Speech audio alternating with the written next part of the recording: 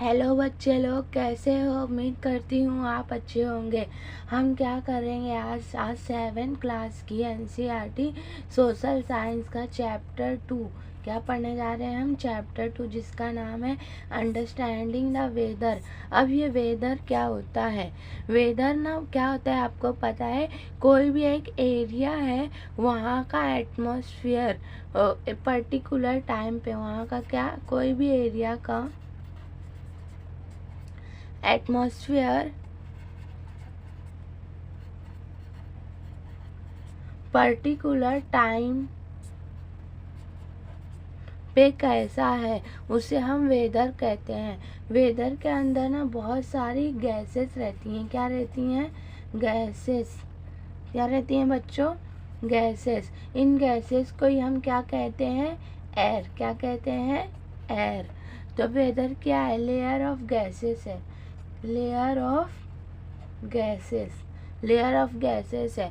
और वो एटमॉस्फेयर क्या होता है? अभी इस वेदर से ही हमें एक चीज़ याद रखनी है, ट्रोपोस्फेयर। क्या याद रखना है आपको? ट्रोपोस्फेयर। अब ये ट्रोपोस्फेयर क्या है? ट्रोपोस्फेयर है ना, जो अर्थ है ना, ये समझो हमारी अर्थ है। क्या है? ये हमारी अर्थ। ये अर्थ के सबसे क्लोजेस्ट लेयर है ना। अर्थ के ऊपर ना बहुत सारी एयर्स की लाइन है, लेयर्स है। तो ये जो सबसे क्लोजेस्ट, जो सबसे वाली नीचे वाली लेयर है ना, इसी को हम ट्रोपोस्फेयर कहते हैं। इसका मतलब हाइट कितना है आपको पता है? 6 किलोमीटर से लेके 18 किलोमीटर तक का है। क्या है बच्चों? 6 किलोमीटर से लेके 6 किलोमीटर से लेके 18 किलोमीटर तक इसकी हाइट थिकनेस है।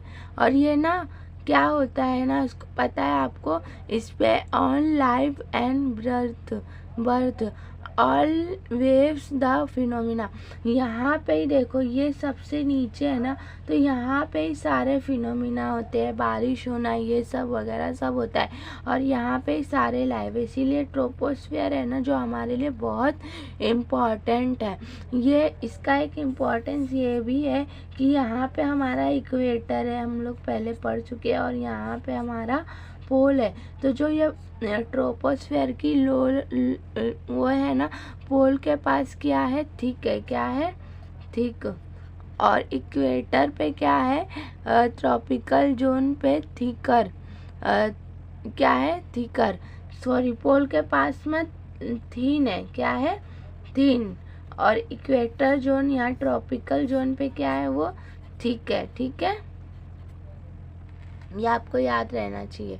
अब हम देखेंगे ना, हमने यहाँ पे वेदर समझ लिया। वेदर क्या है? एटमॉस्फेयर में एटमॉस्फेयर है किसी भी पर्टिकुलर प्लेस का पर्टिकुलर टाइम में। और वेदर के अंदर लेयर्स ऑफ गैसेस होती है, जिसे हम एयर कहते हैं। जो सबसे नज़दीक लेयर्स है अर्थ की, वो कौन सी है? ट्रोपोस्फियर, जो कि पोल के पास थीन है और ट्रॉपिकल जोन में थिक है। समझ में आया? अब यहाँ पे देखिए, हमने वेदर क्या है वो समझ लिया, मगर हम देखते हैं एलिमेंट्स ऑफ वेदर। ये वेदर के लिए कौन कौन से एलिमेंट्स होते हैं। तो सबसे पहले है टेम्परेचर। टेम्परेचर क्या होता है ना, कि टेम्परेचर ये होता है कि जो हमारा एयर है, एटमॉस्फेयर है, वो कितना हॉट है और कितना ठंडा है, इसी को हम क्या कहते हैं? टेम्परेचर। टेम्परेचर नापने के लिए डिफरेंट टाइप्स के थर्मामीटर्स यूज होते हैं, जैसे कि एम्बिशियंट थर्मामीटर। ये मतलब तुरंत कितना टेम्परेचर है सराउंडिंग में पता करने के लिए। मैं ज़्यादा से ज़्यादा कम से कम टेम्परेचर एक दिन में कितना होता है वो पता करने के लिए एक अलग टेम्परेचर होता है। लिक्विड कलर थर्मामीटर, ऐसे टेम्परेचर नापने के लिए ना अलग अलग थर्मामीटर्स होते हैं। अब हम लोग टेम्परेचर नाप के क्या करते हैं? हम लोग टेम्परेचर नाप के उसका जो रिकॉर्ड रखते हैं, स्टैटिक्स फॉर्म में रखते हैं। उसके वजह से ना हम लोग को हेल्प मिलता है कि ज़्यादा से ज़्यादा और कम से कम टेम्परेचर कितना होता है। अब आपको पता होना चाहिए टेम्परेचर के अंदर 2 कीवर्ड, एक यहाँ पे टेम्प लिख रही हूँ, टेम्परेचर। रेंज ऑफ टेम्परेचर मतलब ना मैक्सिमम ज़्यादा से ज़्यादा माइनस मिनिमम से मिनिमम टेम्परेचर कितना होता है, इसको हम लोग रेंज ऑफ टेम्परेचर कहते हैं। और एक होता है mean daily theory, mean daily temperature.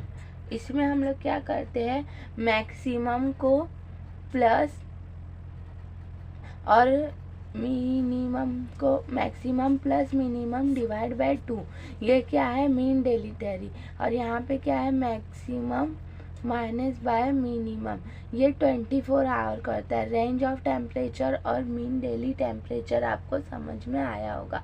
अब दूसरा क्या है, प्रिसेप्शन। प्रिसेप्शन होता है ना कि एनी फॉर्म ऑफ वाटर जो हमारे मौजूद है हवा में, तो उस जैसे कि रेन, स्नो, सिल्ट। अब ये सिल्ट क्या है आप कमेंट में बताइए। और ये सब जो अलग अलग फॉर्म के वाटर है ना, उसे हम प्रिसेप्शन कहते हैं। और रेनफॉल मेजरिंग इंस्ट्रूमेंट। अब इसी में ना जो हम लोग रेनफॉल को मेजरिंग कर इंस्ट्रूमेंट यूज़ करते हैं ना, उसका क्या नाम है, रेन ग्यूज मत क्या है, ये एक इंस्ट्रूमेंट है जिससे हम कितनी बारिश होती है ना वो पता करते हैं, ठीक है। अब थर्ड एलिमेंट्स क्या है हमारा, एटमॉस्फेरिक प्रेशर।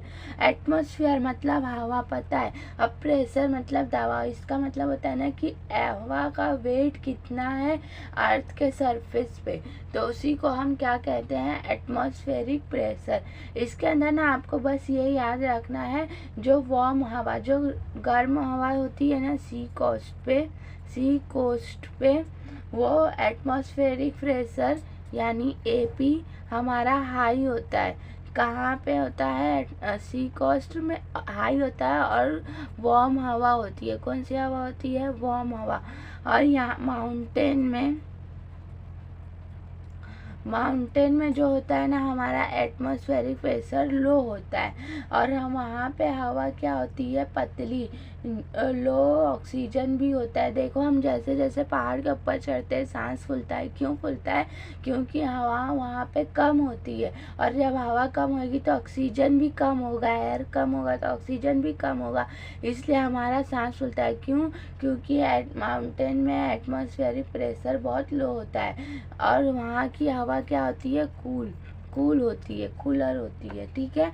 अब यहाँ पे आपको याद रखना है एक और टर्म, डिप्रेशन और बैरोमीटर। बैरोमीटर मतलब क्या होता है, जो जिससे हम, बैरोमीटर वो इंस्ट्रूमेंट है जिससे हम एटमॉस्फेरिक प्रेशर को क्या कहते हैं, देखते हैं, मेजर करते हैं, तो उसी को क्या बोलते हैं, बैरोमीटर। इसको हम मिली बार में वो करते हैं, इंक्लूड करते हैं। और डिप्रेशन क्या होता है, जब एटमॉस्फेरिक प्रेशर 1000 MB से, मिली बार से भी नीचे हो जाएगा, उसी को हम डिप्रेशन कहते हैं। अब ये वाइंड क्या होता है, वाइंड ना मूवमेंट ऑफ एयर है। क्या है, मूवमेंट ऑफ एयर मतलब हवा का चलना लो प्रेशर, हाई से लेके लो प्रेशर एरिया में, इसी को हम वाइंड कहते हैं। अब मूवमेंट हो रहा है तो मूवमेंट हम क्या देखेंगे, स्पीड देखेंगे। और क्या देखते हैं बच्चों, डायरेक्शन देखते हैं। क्या देखते हैं, डायरेक्शन। अब ये स्पीड और डायरेक्शन देखने के लिए जो इंस्ट्रूमेंट का यूज़ होता है ना, उसी को कहते हैं हम एनीमोमीटर। क्या कहते हैं बच्चों, एनीमोमीटर। क्या कहते हैं, एनीमोमीटर। ये घंटे की, हवा के घंटे की स्पीड बताता है, ठीक है। और इसका हम लोग यूज़ कहाँ करते हैं, वाइंड का यूज़ कहाँ करते हैं, वेदर फोरकास्टिंग में, फ्लाइंग मतलब हवाई जहाज जब उड़ रहा है तो उसमें क्या क्या इन्फ्लुएंस आएगा, फार्मर्स यूज़ करते हैं हवा के चलने की वजह से। और ग्रेटर वाइंड स्पीड कितनी है, ये सब हम लोग इसमें यूज़ करते हैं, वाइंड के अंदर आता है, ठीक है। अब थर्ड है ह्यूमिडिटी। अब ये ह्यूमिडिटी क्या है, ह्यूमिडिटी मतलब ना कि एयर, अमाउंट ऑफ वाटर कितना है। तो आप बोलोगे अरे टीचर ये प्रिस्क्रिप्शन में भी तो वाटर था, बट यहाँ पे थोड़ा अलग है। Amount of water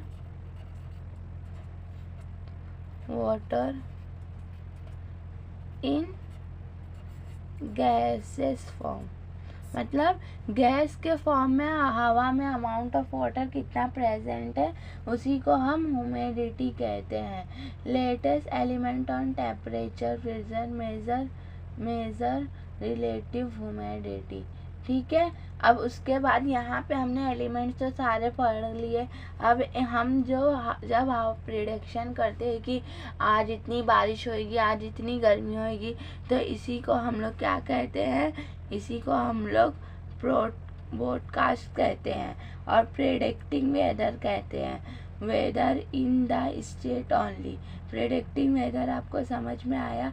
predicting weather में ना, जैसे ग्रीन लाइट है नो वार्निंग, येलो लाइट है तो देखो, ऑरेंज लाइट है तो ये जो लाइटें का है ना आपको खुद पढ़ना है। तो मिलता है आपसे नेक्स्ट वीडियो में। Thank you.